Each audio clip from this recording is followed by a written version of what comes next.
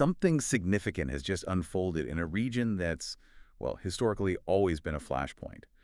We're diving straight into the recent escalation, the India-Pakistan conflict, really sparked by a truly devastating act of terror. Yeah, absolutely. The event that really set this whole chain reaction off was that horrific attack in Pahalgam. Yeah. That was April 22nd, 2025. Right.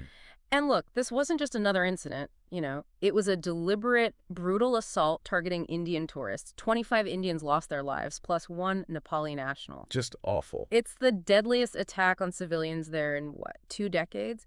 And the reports, the way they were killed, it's chilling. And India's response, it came pretty swiftly. It did. 2 weeks later, May 7th, a Wednesday. That's when they launched Operation Sindoor. Okay, Operation Sindoor, what did that involve? If it was a series of airstrikes, they hit 9 specific locations identified by India as an key terrorist infrastructure. These were in Pakistan itself and also in Pakistan-occupied Kashmir, or POK. And the stated goal. The stated aim was essentially to dismantle this network, to prevent more cross-border attacks.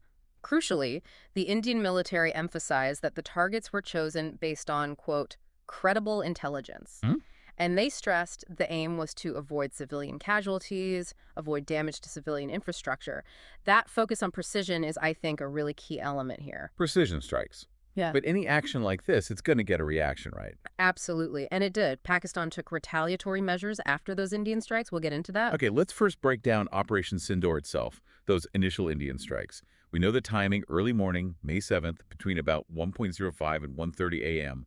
What about the firepower? What did they use? Well, reports suggest a pretty sophisticated mix of weaponry. We're talking French-made escalated cruise missiles. You might know them as Storm Shadow. Right, long range, stealthy. Exactly. And Hammer precision-guided bombs. These were likely launched from their Rafale jets. Using Scalp-E, especially with its ability to penetrate hardened targets, suggests they were going after, well, dug-in facilities. It feels like a step up from past responses.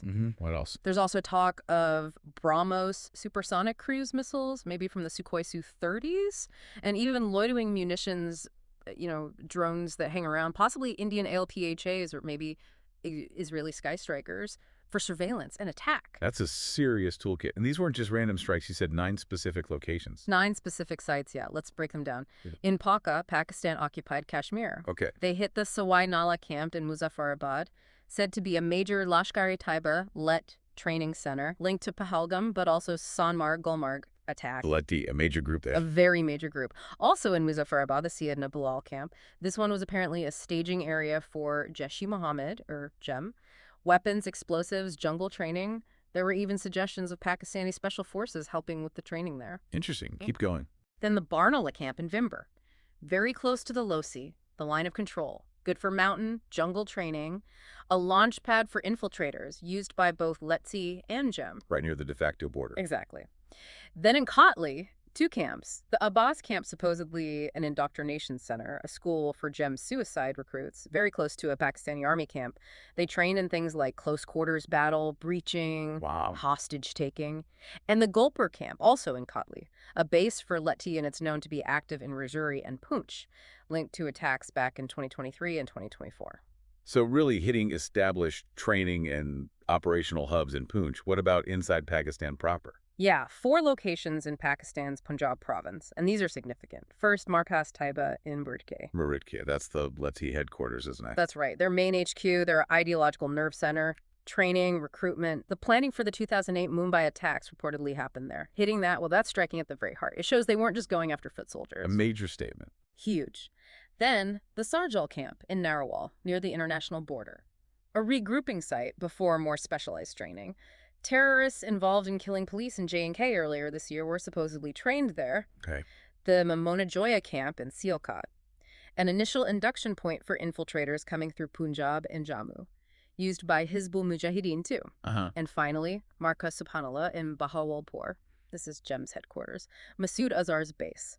Linked to huge attacks like Pathankot Air Base in 2016, Pulwama in 2019, and it's notably close to the Pakistan Army's 31 Corps headquarters. So again, targeting the leadership and core infrastructure of both Liti and JEM inside Pakistan itself. Precisely. And the Indian military, particularly Wing Commander Vyomika Singh, was quite clear. They stated these targets came from credible intelligence, aimed at dismantling what they called terror infrastructure built up over 3 decades. And emphasizing the precision aspect again. Yes, explicitly mentioning the goal was to avoid civilian casualties and damage to civilian infrastructure during these strikes. Right. An operation of this scale, hitting targets inside Pakistan. It obviously didn't go unnoticed internationally. How did the world media react? Oh, it was major news everywhere, and you saw different angles. In the U.S., papers like the Wall Street Journal, New York Times, they definitely framed it as India's response to Pahalgam. Understandable. The NYT did note that hitting targets in Punjab, not just Poe, was seen as an escalation. They also reported Pakistan's claims, which India didn't confirm, about shooting down Indian jets. Okay, what about the UK? The BBC? The BBC focused on the Indian Defense Ministry, saying they'd hold those responsible for Pahalgam accountable, but they also pointed out that India hadn't officially named a specific group responsible, despite the TRF claiming that's the resistance front, seen as an Lati front. Right, adding a layer of ambiguity. Yeah, and Pakistan denying any support for militants, so highlighting that uncertainty. France sells India Rafale jets, other hardware. Le Monde's take. Le Monde described the tensions as definitely higher than after previous attacks like Uri or Pulwama. They also mentioned some unconfirmed reports coming out of Pakistan about casualties and even damage to a dam in Pak. And interestingly, they noted the French opposition actually supported the Indian government's action. Germany. DW. DW provided more analysis, sort of framing it within the whole Kashmir conflict context. They called it a calibrated escalation. Calibrated how? Meaning India seemed to limit strikes to non-military terror targets, and Pakistan's initial response involved things like artillery and those unconfirmed claims about jets, but maybe not immediate offensive airstrikes back at that point. I see. Turkey has close ties to Pakistan, an Anadolu agency. Predictably, yeah. Anadolu leaned heavily on Pakistani military and government statements, reported the Pakistani version of retaliatory attacks.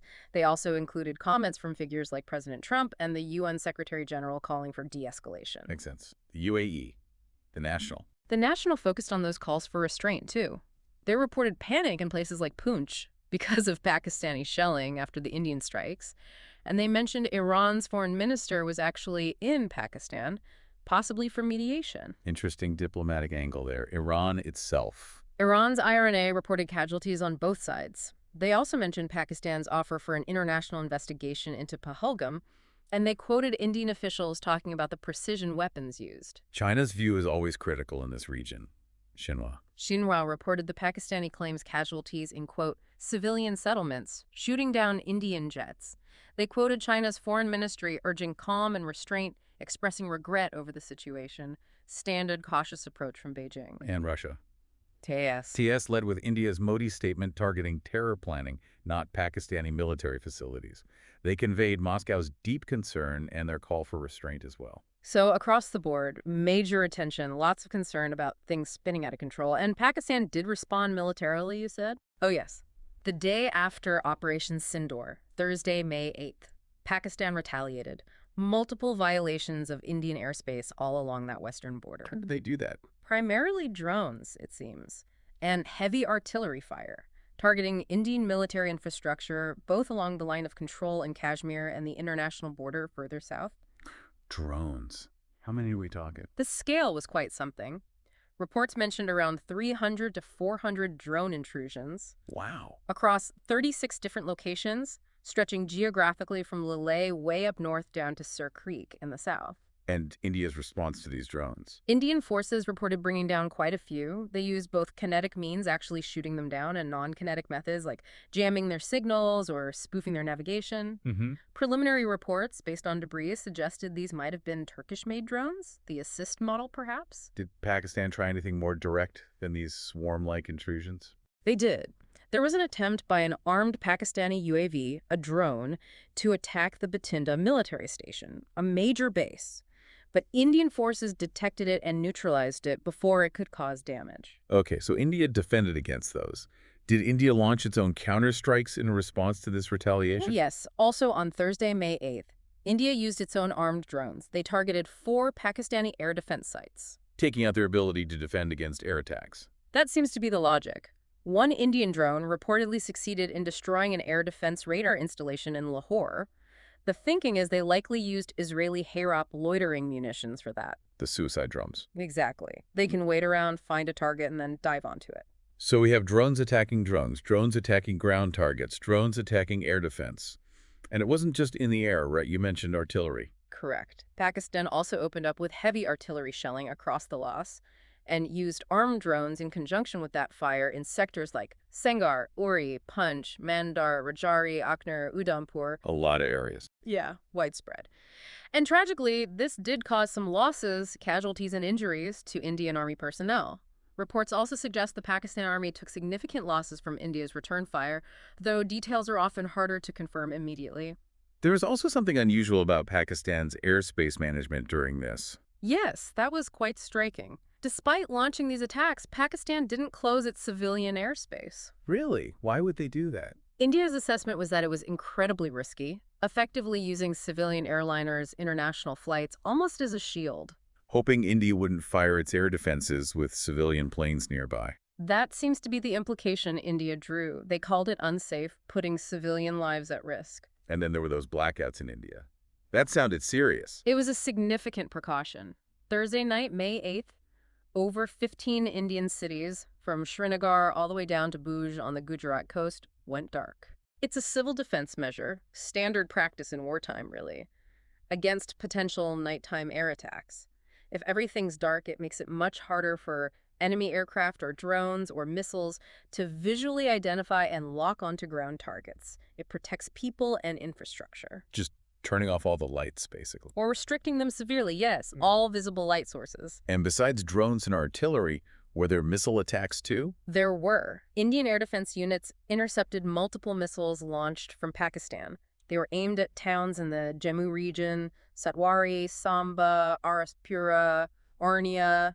Targeting populated areas. It certainly seems that way, or key infrastructure near them. People in Jammu reported blackouts, seeing explosions up in the sky as the missiles were intercepted.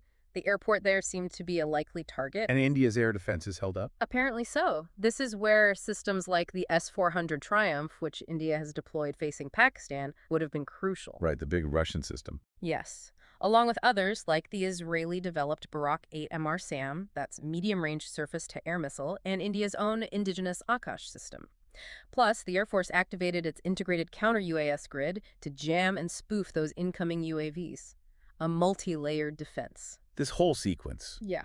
The initial terror attack, Operation Sindoor, the Pakistani drone and artillery retaliation, India's counterstrikes, the missile interceptions. It really highlights the advanced tech being used now. Absolutely. The kinds of weapons involved are, well, quite sophisticated. India's arsenal used in Operation Sindoor and the responses includes things we already mentioned. Hammer munitions for the Rafale, agile precision, decent range up to 70 kilometers. The Scalp Boom Shadow cruise missile, stealthy, 450-kilometer range, bunker-busting capability. That's a serious standoff weapon. Definitely. Brahmo supersonic, Mach 3 speed, hard to intercept. They've apparently almost doubled its range recently. Can fly very low, near the target. And those loitering munitions you mentioned. Right, like the AROP or Sky Striker. They combine surveillance and attack. They can loiter, wait for the right moment or the right target signal, then strike. Sometimes called suicide or kamikaze drones. Extremely useful for taking out specific, high-value targets like radar sites, especially if they only turn on briefly. There's a real shift towards precision, long range, and unmanned systems on both sides, it seems. It certainly looks that way. And of course, underpinning India's defense were those powerful air defense systems, S-400, Barak 8, Akash, even older systems like the Pechora, a complex web of offense and defense. Let's just quickly circle back to the initial trigger, the Pahalgam attack on April 22nd.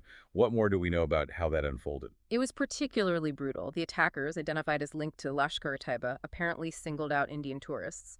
The reports mention victims being killed with headshots at close range, sometimes in front of family members. Horrific. Just designed to terrorize. Exactly. Intended to traumatize, send a message, undermine the sense of returning normalcy and tourism in Jammu and Kashmir, and potentially provoke communal tensions. And the group responsible. The claim came from the Resistance Front, or TRF, which India and others identify as simply a front group for Leti, which is already UN prescribed. India says they'd shared intelligence about these groups with the UN previously. Were they locals? Foreign fighters? The investigation suggested links back to Pakistan.